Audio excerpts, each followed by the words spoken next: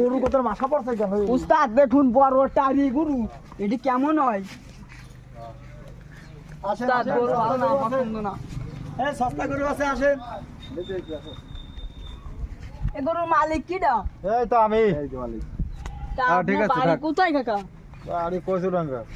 না গরু তো পছন্দ হয় না, গরু কিনে দেওয়া ইয়ে আছে। ঠিক আছে, তোমাকে নিয়ে লাগবে না রে বাবু। থাক।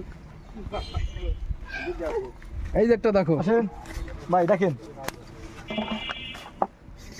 গরু কিন্তু ভাই জাপানি গরু কিন্তু। হ্যাঁ ভাই, চিনছি। এই হাটে কিন্তু মেলা গরু আছে, দেশি গরু নিয়ে 5 কেজি দুধ হয়।